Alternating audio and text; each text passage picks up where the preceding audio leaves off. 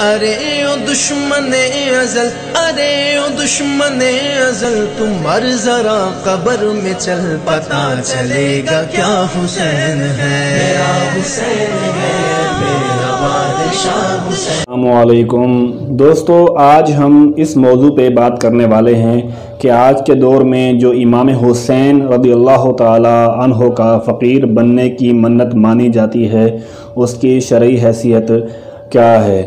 تو ذہن میں رکھیں، آپ جانتے ہیں بھیک مانگنا جو صاحب استطاعت ہے اس کے لیے بھیک مانگنا شرعاً ناجائز اور حرام ہے، اور حدیث پاک میں ہے لا نذر فی معصیۃ، یعنی گناہوں کے کاموں کی کوئی منت نہیں ہوتی، اور ان کو بھیک دینا بھی ناجائز ہے، کیونکہ قرآن پاک میں ہے وَلَا تَعَاوَنُوا عَلَى الْإِثْمِ وَالْعُدْوَانِ، گناہ اور زیادتی کے کاموں میں مدد نہ کرو۔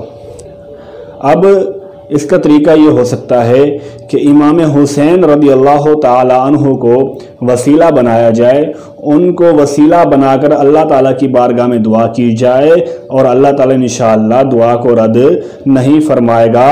قرآن پاک میں ہے وَابْتَغُوا إِلَيْهِ الْوَسِيلَةَ، اللہ تعالیٰ کی طرف وسیلہ ڈھونڈو، وسیلہ تلاش کرو۔ اللہ تبارک و تعالیٰ ہمیں سمجھنے کی توفیق عطا فرمائے۔